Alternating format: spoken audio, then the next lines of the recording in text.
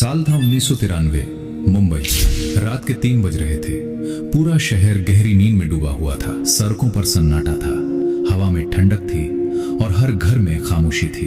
लेकिन उसी खामोशी के बीच कुछ लोग जाग रहे थे। उन लोगों के हाथ में सिर्फ अपने फैसले नहीं थे, बल्कि पूरे हिंदुस्तान की तकदीर थी। एक आदमी, एक फैसला और एक ऐसा राज जो आज तक पूरी तरह सामने नहीं आया। आपने धुरंधर 2 में बड़े साहब का किरदार देखा होगा। एक ऐसा शख्स जो कभी सामने नहीं आता, लेकिन हर चीज को कंट्रोल करता है, जो दिखाई नहीं देता लेकिन हर जगह मौजूद होता है। लेकिन क्या हो अगर हम आपको बताएं कि ये सिर्फ एक फिक्शनल कैरेक्टर नहीं है। इस किरदार के जड़ें एक रियल इंसान से जुड़ी हैं। एक ऐसा इंसान जिसने मुंबई की तंग गलियों से शुरुआत की और धीरे धीरे पूरी दुनिया के लिए डर का दूसरा नाम बन गया।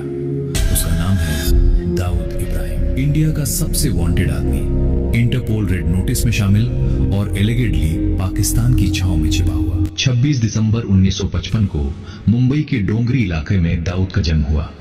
उसके पिता इब्राहिम कासकर एक पुलिस कांस्टेबल थे और घर में डिसिप्लिन तो था, लेकिन रिसोर्सेज नहीं थे। रोजमर्रा की जरूरतें पूरी करना भी एक स्ट्रगल था। छोटा सा घर, सीमित आय और बड़ी जिम्मेदारियां, यही उसकी शुरुआती दुनिया थी। घर में कुल 11 भाई बहन थे और हर महीने की तनख्वाह महीने के आधे दिन में ही खत्म हो जाती थी। लेकिन डोंगरी सिर्फ एक जगह नहीं थी, बल्कि एक ऐसी दुनिया थी जहां दिन और रात के रूल्स अलग थे। दिन में लॉ चलता था और रात में क्राइम। दाऊद ने बचपन से ये दोनों दुनिया देखी थी। एक तरफ उसके पिता थे जो कानून का पालन करवाते थे और दूसरी तरफ वही गलियां थीं जहां कानून टूटता था। धीरे धीरे उसके अंदर एक सवाल पैदा हुआ, अगर कानून इतना मजबूत है तो लोग उससे डरते क्यों नहीं? यही सवाल आगे चलकर उसकी सोच की दिशा तय करने वाला था। उसने देखा कि उसके पिता पूरी जिंदगी ईमानदारी से काम करते रहे, फिर भी उनकी कोई हैसियत नहीं थी। लोग उनकी वर्दी की इज्जत नहीं करते थे। लेकिन डोंगरी के कुछ और लोग थे जिनका नाम सुनते ही माहौल बदल जाता था। स्कूल की पढ़ाई शुरू हुई, लेकिन ज्यादा समय तक नहीं चली। किताबों से ज्यादा उसे बाहर की दुनिया खींचती थी। वो देखता था कि कुछ लोग बिना जॉब के भी अमीर हैं। कुछ नाम ऐसे हैं जिन्हें सुनते ही लोग रास्ता बदल लेते हैं, और कुछ लोग ऐसे हैं जो पुलिस से नहीं बल्कि लोगों के दिमाग से राज करते हैं। इसी दौरान दाऊद ने एक बात समझ ली, इस शहर में रिस्पेक्ट कमाई नहीं जाती, बनाई जाती है, और उसे बनाने का सबसे तेज तरीका है डर। उसने क्लासरूम के बजाय गलियों को अपना असली स्कूल बना लिया। हर दिन कुछ नया सीखता था, किसे कब कैसे हैंडल करना है और किस सिचुएशन में चुप रहना है। कम उम्र में ही उसने छोटे अपराध से शुरुआत की। चोरी, कालाबाजारी और तस्करी के छोटे काम उसके लिए सिर्फ पैसे कमाने का तरीका नहीं थे, बल्कि ये उसका ट्रेनिंग फेज था। हर छोटे काम के साथ उसका कॉन्फिडेंस बढ़ता गया और हर नए कॉन्टैक्ट के साथ उसका नेटवर्क मजबूत होता गया। धीरे धीरे वो इस दुनिया को सिर्फ देख नहीं रहा था, बल्कि उसका हिस्सा बनता जा रहा था। उसकी सबसे बड़ी खूबी ये थी कि वो कभी जल्दबाजी नहीं करता था। हर कदम सोच समझकर उठाता था। गलती करना उसे मंजूर था, लेकिन वही गलती दोबारा करना मंजूर नहीं था। 1970 के दशक के आखिर में दाऊद ने अंडरवर्ल्ड के 2 बड़े नाम, हाजी मस्तान और करीम लाला को करीब से देखा। ये लोग सिर्फ क्रिमिनल्स नहीं थे, बल्कि उस दौर के पावर सेंटर्स थे। उनके पास पैसा था, इन्फ्लुएंस था, कनेक्शंस थे और सबसे बड़ी चीज कंट्रोल था। उन्होंने कभी सामने आकर शोर नहीं मचाया, लेकिन उनके इशारों पर शहर चलता था। हाजी मस्तान की एक खास बात थी, वो फिल्म इंडस्ट्री में इन्वेस्ट करता था और पॉलिटिशियंस के साथ उठता बैठता था। यही मॉडल दाऊद ने अडॉप्ट किया, लेकिन उसे और मजबूत बनाया। उसने समझा कि क्राइम को बिजनेस की तरह चलाना होगा, इमोशंस नहीं, लॉजिक चाहिए। यही उसका असली टर्निंग पॉइंट था। उसने तय कर लिया कि वो सिर्फ इस दुनिया का हिस्सा नहीं बनेगा, बल्कि एक दिन इस पूरी दुनिया को अपने हिसाब से चलाएगा। वो एक ऐसा सिस्टम बनाएगा जहां डिसीजन सामने नहीं बल्कि पर्दे के पीछे लिए जाएंगे, और वही डिसीजंस शहर की दिशा तय करेंगे। इस सोच के साथ उसने अपने कुछ भरोसेमंद लोगों को केयरफुली चुना, उन्हें अलग अलग रोल्स दिए और हर काम को कंपार्टमेंटलाइज किया, ताकि अगर एक हिस्सा टूटे तो पूरा स्ट्रक्चर न गिरे। 1980 के दशक में मुंबई तेजी से बदल रहा था और उसी के साथ दाऊद भी। उसने अपने भाई और भरोसेमंद लोगों के साथ मिलकर एक ऑर्गेनाइज नेटवर्क बनाया, जिसे बाद में डी कंपनी के नाम से जाना गया। ये सिर्फ एक गैंग नहीं थी, बल्कि एक स्ट्रक्चर्ड सिस्टम था जिसमें हर काम प्लानिंग के साथ होता था और हर आदमी की भूमिका पहले से तय होती थी। इस कंपनी में अकाउंटेंट्स थे, लॉयर्स थे, फील्ड ऑपरेटिव्स थे और एक पूरी इंटेलिजेंस विंग थी जो इंफॉर्मेशन कलेक्ट करती थी। ये किसी लेजिटिमेट कॉर्पोरेशन से कम नहीं था, बस प्रोडक्ट इलीगल था। तस्करी, वसूली और सुपारी लेकर हत्या करना जैसे कामों को एक बिजनेस मॉडल की तरह चलाया जा रहा था।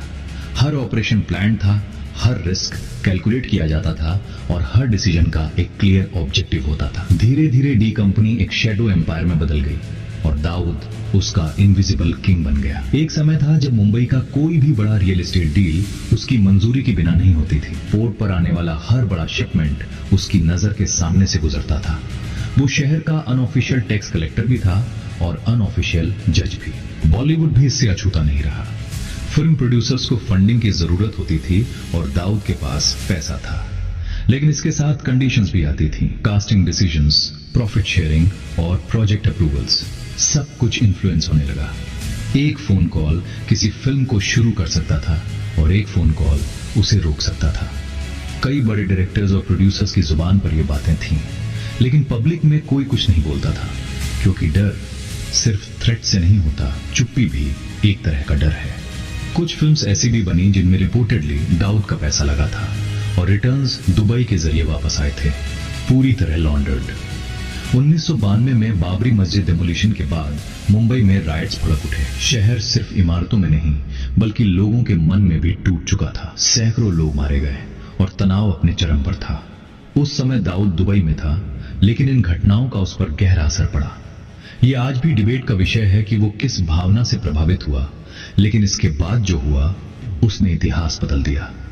कुछ एनालिस्ट मानते हैं कि उसे जेन्युइनली ग्रीफ था, कुछ कहते हैं कि ये एक कैलकुलेटेड मूव था, एक ऐसा अवसर जिसे उसने अपनी पावर शो करने के लिए यूज किया। लेकिन जो भी हो, उसका अगला कदम किसी भी क्रिमिनल की सोच से बड़ा था। 12 मार्च 1993 को मुंबई में 13 सीरियल ब्लास्ट्स हुए। क्राउडेड लोकेशंस को टारगेट किया गया और कुछ ही घंटों में शहर केओस में बदल गया। 257 लोग मारे गए और 700 से ज्यादा घायल हुए। स्टॉक एक्सचेंज, जवेरी बाजार, होटल सी रॉक, एयर इंडिया बिल्डिंग, एक एक करके धमाके होते रहे और पूरा शहर थरथरा उठा। ये इंडिया के इतिहास के सबसे बड़े कोऑर्डिनेटेड टेरर अटैक में से एक था।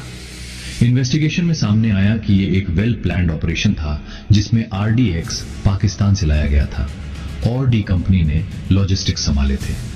ट्रेनिंग कैंप्स में लोगों को तैयार किया गया था, स्मगलिंग रूट्स पहले से एस्टैब्लिश थे और टाइमिंग इस तरह सेट की गई थी कि मैक्सिमम डैमेज हो। टाइगर मेमन इस पूरी प्लानिंग का मेन कोऑर्डिनेटर था, लेकिन पूरा सिस्टम एक सेंट्रलाइज्ड कंट्रोल में काम कर रहा था। दाऊद को इस ऑपरेशन का मास्टरमाइंड माना गया।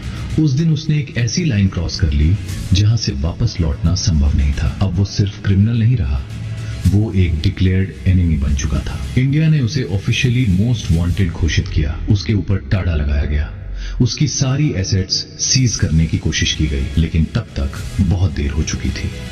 ब्लास्ट के बाद इंडिया ने तुरंत एक्शन लिया।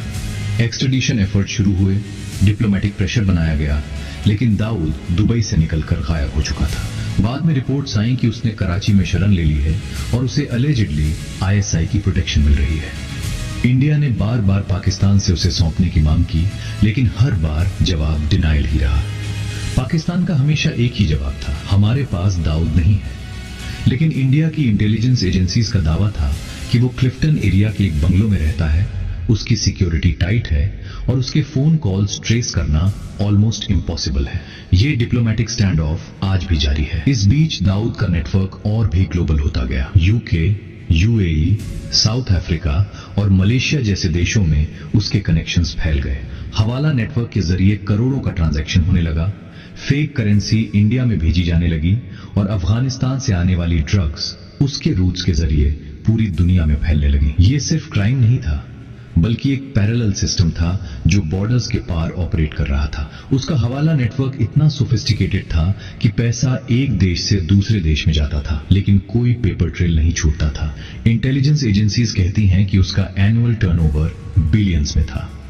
कुछ एस्टिमेट्स तो $2 बिलियन तक की बात करते हैं। 2003 में यूनाइटेड स्टेट्स ने दाऊद इब्राहिम को ऑफिशियली ग्लोबल टेररिस्ट डिक्लेयर किया और उसके फाइनेंशियल नेटवर्क को ट्रैक करना शुरू किया गया। यूनाइटेड नेशंस ने भी उसे टेररिस्ट लिस्ट में शामिल किया। अब ये सिर्फ एक देश का मामला नहीं रहा था, बल्कि एक ग्लोबल सिक्योरिटी इशू बन चुका था। यूएस ट्रेजरी डिपार्टमेंट ने उसके कई एसोसिएट्स और फ्रंट कंपनीज को ब्लैकलिस्ट किया। इन कंपनीज के थ्रू रियल एस्टेट, शिपिंग और इंपोर्ट एक्सपोर्ट बिजनेस रन होता था। सब लीगल दिखता था, लेकिन अल्टीमेटली एक इल्लीगल एम्पायर को फंड करता था। 2015 में इंडिया ने पाकिस्तान को मोस्ट वांटेड फुजिटिव्स की लिस्ट सौंपी, जिसमें सबसे ऊपर दाऊद का नाम था। उसका एड्रेस तक कराची बताया गया, white house, Noman road, block 4। लेकिन फिर भी पाकिस्तान ने उसकी मौजूदगी से इनकार किया। ये डिनायल इंटरनेशनल लेवल पर भी सवालों के घेरे में रहा। कई देशों ने पब्लिकली कहा कि पाकिस्तान का ये स्टांस क्रेडिबल नहीं लगता। यहां तक कि कुछ पाकिस्तानी जर्नलिस्ट ने भी ऑफ द रिकॉर्ड एडमिट किया कि दाऊद का कराची कनेक्शन रियल है। 2020 में फाइनेंशियल एक्शन टास्क फोर्स ने पाकिस्तान को ग्रे लिस्ट में डाल दिया। इसका एक बड़ा कारण टेरर फाइनेंसिंग से जुड़े नेटवर्क्स थे, जिनमें दाऊद जैसे नाम इनडायरेक्टली शामिल माने जाते थे। इंटरनेशनल प्रेशर लगातार बढ़ रहा था, लेकिन दाऊद अब भी अनरीचेबल था। इस ग्रे लिस्टिंग से पाकिस्तान की बैंकिंग सिस्टम और इंटरनेशनल ट्रेड दोनों पर असर पड़ा। ये एक इनडायरेक्ट कॉन्सिक्वेंस था उस एक इंसान की वजह से, जिसे ऑफिशियली उनकी सरकार जानती भी नहीं। समय के साथ डी कंपनी में इंटरनल कॉन्फ्लिक्ट्स भी शुरू हुए। राइवल गैंग्स और लॉ एनफोर्समेंट प्रेशर ने इसे कमजोर किया। छोटा राजन, जो कभी दाऊद का करीबी था, उसका दुश्मन बन गया और गैंग वॉर शुरू हो गई। दोनों तरफ से हिट्स होने लगे। कई बार छोटा राजन ने यह क्लेम किया कि वो देशभक्त है और दाऊद एक ट्रेटर। इस वॉर में दोनों साइड्स के डिजर्टेड लोग मारे गए, कुछ ने सरेंडर किया और कुछ खुद ही किसी और दिशा में निकल गए। इसके बावजूद दाऊद की आइडेंटिटी एक व्यक्ति से बढ़कर एक सिस्टम बन चुकी थी। एक ऐसा सिस्टम जो उसके ना रहने पर भी ऑपरेट कर सकता था। धुरंधर 2 का बड़े साहब भी इसी कॉन्सेप्ट पर आधारित है। एक ऐसा कैरेक्टर जो सामने नहीं आता, लेकिन हर चीज को कंट्रोल करता है। दाऊद भी कभी कैमरा के सामने नहीं आया। उसकी वेरीफाइड फोटोज बेहद कम हैं। उसकी आवाज की रिकॉर्डिंग्स रेयरली सामने आई हैं, लेकिन उसके फैसलों का असर हर जगह महसूस किया गया। यही उसे और भी खतरनाक बनाता है। जो दिखता है उससे लड़ा जा सकता है, जो दिखता नहीं उसे हराना लगभग नामुमकिन होता है। यही उसकी सबसे बड़ी स्ट्रेंथ है और यही सबसे बड़ी फ्रस्ट्रेशन भी उन सब के लिए जो उसे पकड़ना चाहते हैं। 2022 में रिपोर्ट सामने आई कि दाऊद की तबीयत खराब है और उसे पॉइजनिंग दिए जाने की खबरें भी आईं। कुछ रिपोर्ट्स में कहा गया कि उसके ही किसी करीबी ने यह काम किया, लेकिन इनकी कोई ऑफिशियल कंफर्मेशन नहीं हुई। यह भी संभव है कि ये एक डेलिबरेटली स्प्रेड र्यूमर हो। अंडरवर्ल्ड में ऐसी र्यूमर्स खुद को सेफ रखने का एक तरीका होती हैं। 2025 तक वो ऑफिशियली फ्यूजिटिव है, इंटरपोल नोटिस एक्टिव है और उसकी जानकारी देने पर रिवॉर्ड भी घोषित है, लेकिन उसका एग्जैक्ट लोकेशन अब भी मिस्ट्री बना हुआ है। 1993 ब्लास्ट के 257 विक्टिम्स के परिवार आज भी जस्टिस का इंतजार कर रहे हैं। कई कॉन्विक्ट्स को सजा मिल चुकी है और याकूब मेमन को 2015 में एग्जीक्यूशन दिया गया, लेकिन इस पूरे कॉन्स्पिरेसी का मास्टरमाइंड अब भी लॉ की पकड़ से बाहर है। इन परिवारों की दर्द की कोई एक्सपायरी डेट नहीं होती। उनके लिए ये केस बंद नहीं हुआ, क्योंकि जिस इंसान ने उनकी जिंदगियां तोड़ी वो आज भी किसी आलीशान बंगले में बैठा है। यही इस कहानी का सबसे अनकंफर्टेबल और खतरनाक सच है। एक और पहलू जो अक्सर इग्नोर होता है वो है दाऊद की लेगेसी ऑन यंगर क्रिमिनल्स। उसने जो मॉडल एस्टैब्लिश किया वो आज भी कॉपी होता है। दुनिया के कई क्रिमिनल नेटवर्क्स उसी ब्लूप्रिंट पर काम करते हैं। पर्दे के पीछे रहो, सिस्टम को करप्ट करो और हमेशा एक लीगल फेस रखो। उसने क्राइम को प्रोफेशनलाइज किया। उसने दिखाया कि एक डिटर्मिन्ड इंसान सही प्लानिंग के साथ किसी भी सिस्टम को चैलेंज कर सकता है। ये एक डेंजरस लेसन है, लेकिन ये रियल है। आखिर में दाऊद इब्राहिम सिर्फ एक नाम नहीं, बल्कि एक सिंबल बन चुका है। उस पावर का जो छिप कर काम करती है, उस फियर का जो दिखाई नहीं देता लेकिन महसूस होता है, और उस थ्रेट का जो समय के साथ खत्म नहीं होता। वो एक इंसान के रूप में शुरू हुआ, एक एम्पायर बनाया और अब एक आइडिया बन चुका है। आइडियाज को गिरफ्तार नहीं किया जा सकता, आइडियाज को एक्स्ट्राडाइट नहीं किया जा सकता। जब तक वो पकड़ा नहीं जाता, इस कहानी का फाइनल चैप्टर अधूरा ही रहेगा। और जब तक वो चैप्टर अधूरा है 257 फैमिलीज का दर्द भी अधूरा है। जो दिखता नहीं वही सबसे खतरनाक होता है।